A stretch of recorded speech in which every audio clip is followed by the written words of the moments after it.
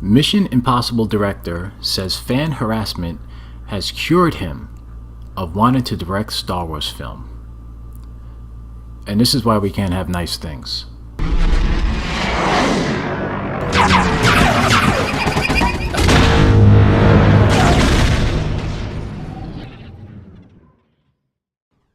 How's it going, everybody? This is Phil. I just saw this article pop up. It's over on comicbook.com, and the author is Patrick Kavanaugh. And again, his Mission Impossible director says fan harassment has cured him of wanting to direct Star Wars film.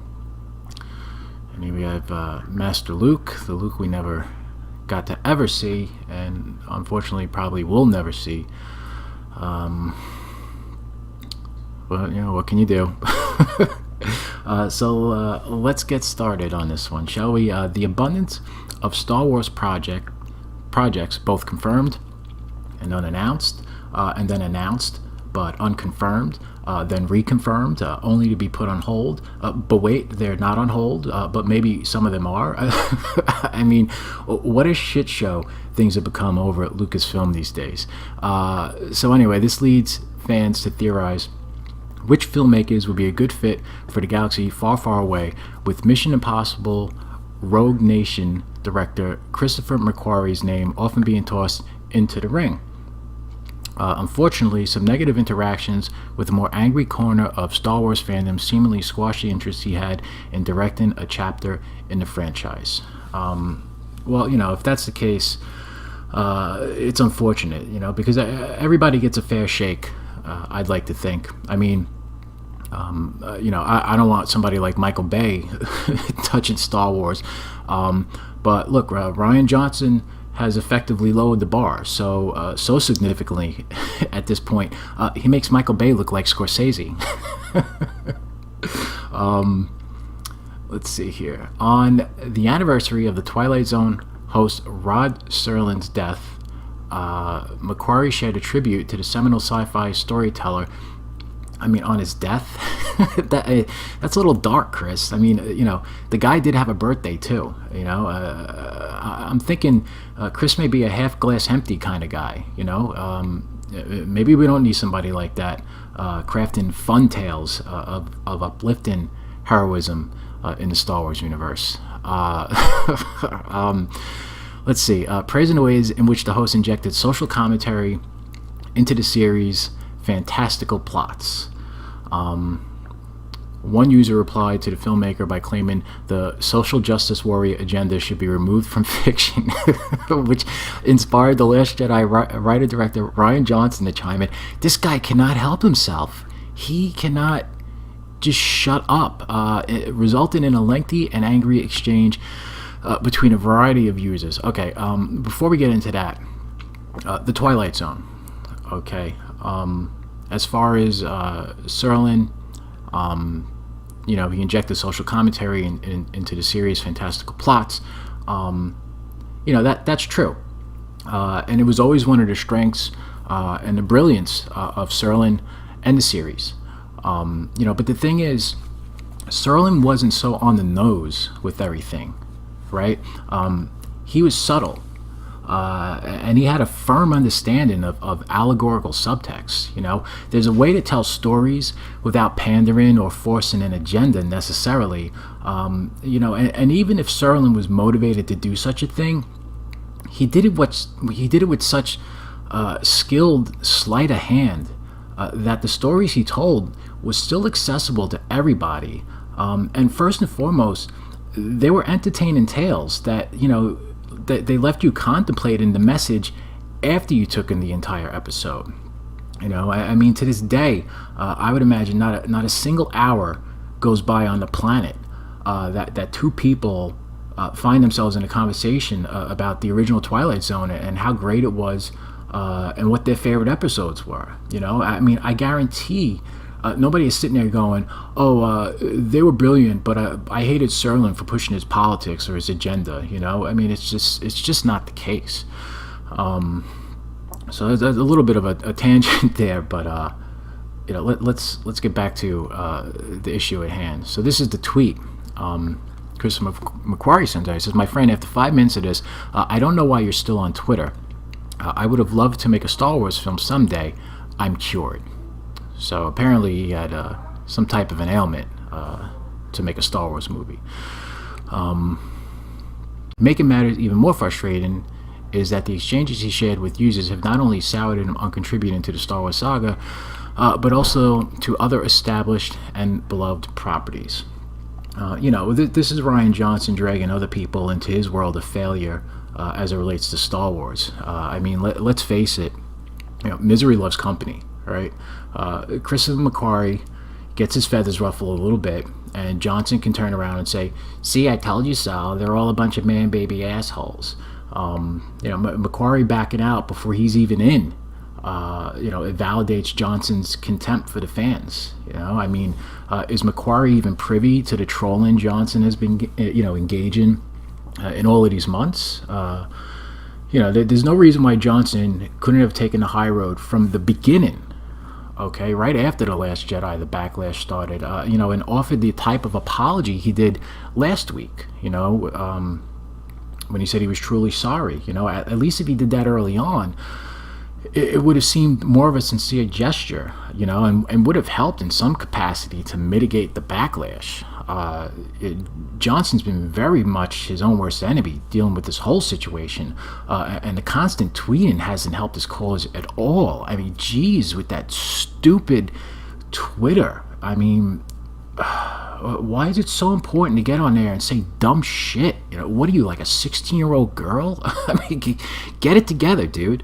So let's see. When a filmmaker was asked if there was a superhero story he was interested in tackling, McQuarrie admitted, "Nah, after tonight I think I'm good." He added, "It saddens me too. I consider myself first and foremost an entertainer. I work for the audience. Tonight I found people I can never work for." Again, that's a small vocal minority, that are so vitriolic. And this is the narrative that the shill media is pushing and would like casual fans to believe because it gets clicks. Okay, it's sensational. People want to read about it, and they're like, "Oh, what the hell's going on over here?" I've seen a lot of love in this section of the fan community. It's just that we have a low tolerance for the bullshit, that they thought that they could keep getting away with. And look, Rian Johnson had as much of a fair chance to come in and do something great as anybody else, and he screwed the pooch on an epic level. All right, when I first saw the trailer for The Last Jedi, I was jacked up. I was pumped. I was excited. I couldn't wait. Okay, I could not wait to see this movie. When it was all said and done, it ended up being like the most disappointing, unsatisfying movie I've ever gone to see. And I saw the first 3 Transformers movies in the theater, so that's saying something. Let's see. Earlier in the conversation, McQuarrie tried to opt out of the conversation entirely regarding social commentary and Last Jedi criticisms, with the filmmaker pleading, "I respect everyone's right to be absurdly, passionately rude about something trivial that cannot be changed while the real world goes screaming to hell. But I cannot be involved." Boy, I gotta tell you, Chris might not be a good choice for Star Wars anyway. Especially now he's coming into things with his guard up. How can you not be distracted as a director if this is the way you think things are going to be? And not for nothing. This is not only a little bit of a swipe at fans. But man, there's an undercurrent of gloom, in a statement like that. And the last thing I want after The Last Jedi is another depressing, morose story that goes nowhere and bums me the F out when I leave the theater.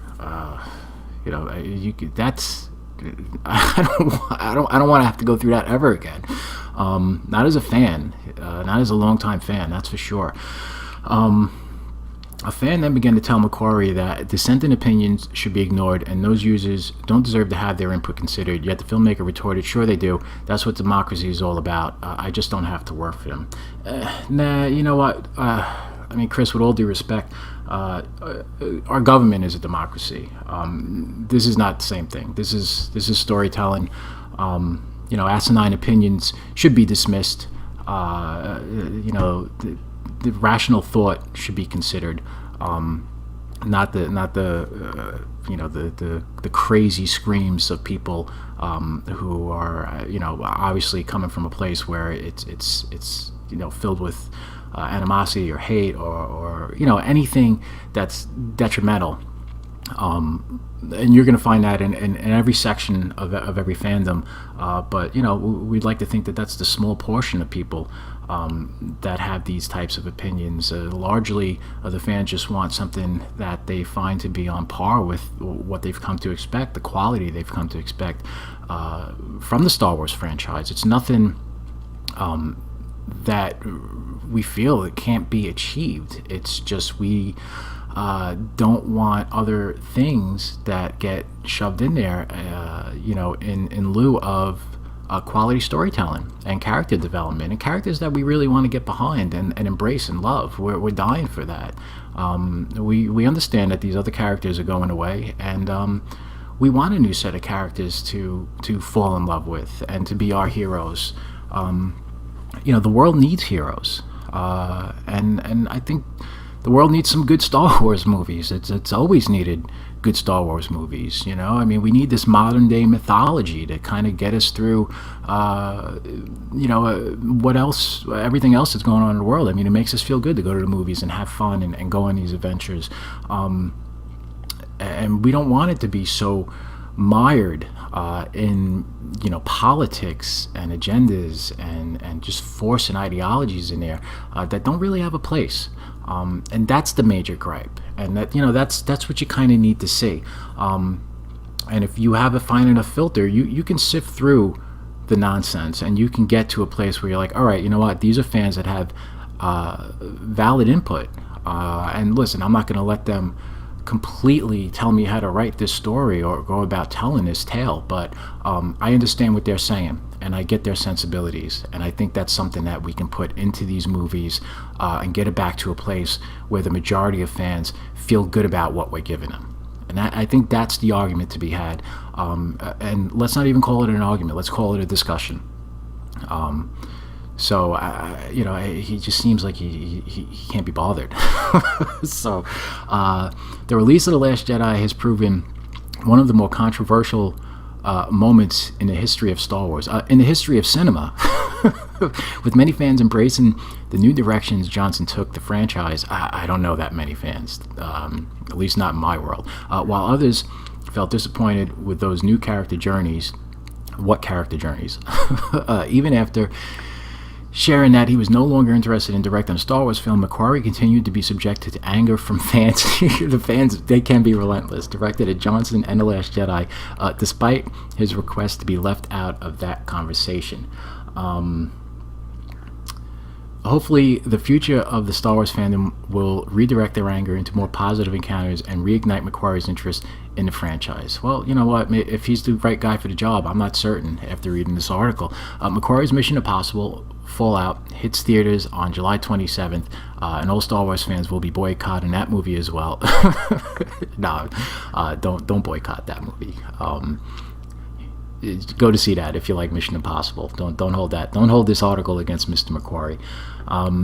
Let's see. Would you like to have seen the filmmaker's vision for the saga? Let us know in the comments below, or hit up the Wolfman on Twitter. Talk all things Star Wars and horror. Okay, let's. Hey, where'd Luke go? There he is. Hello, Sir Luke. Okay, look. This is where we're at currently. And in a way, I can't blame a director for being skittish about taking on the responsibility of directing a Star Wars movie, with the current climate of things and how out of control things look from the outside looking in at Lucasfilm.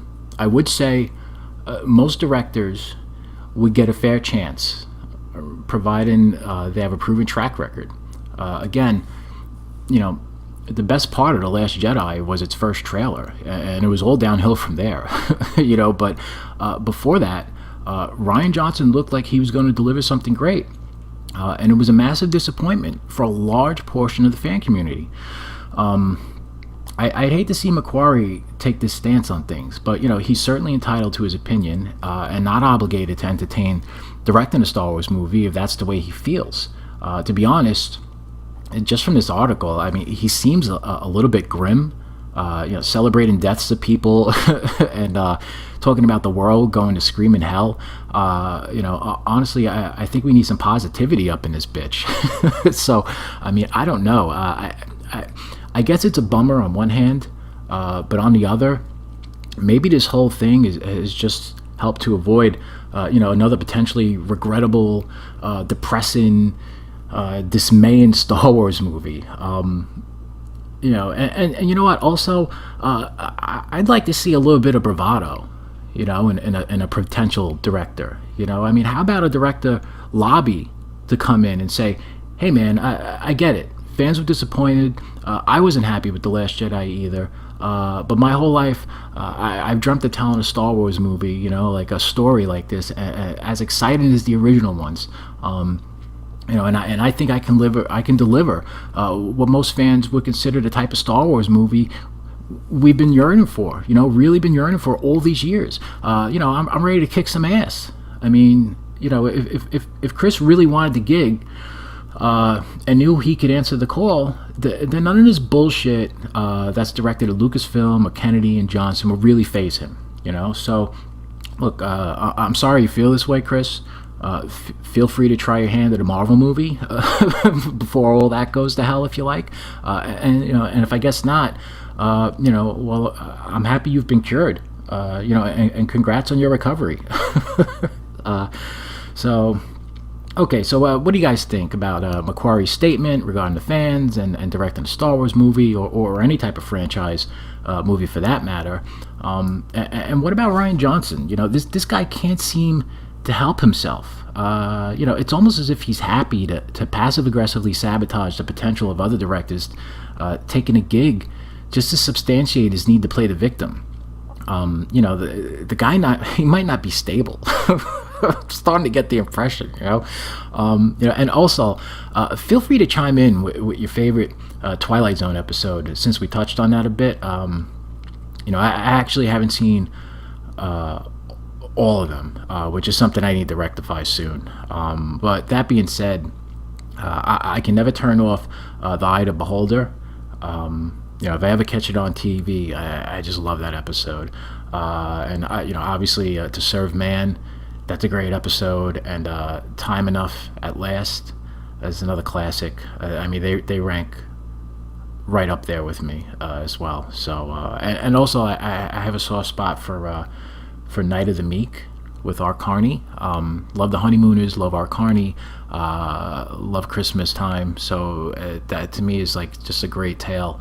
So that's it. Let me know what you guys think about that. Feel free to suggest some episodes and let me know what your favorite episodes are.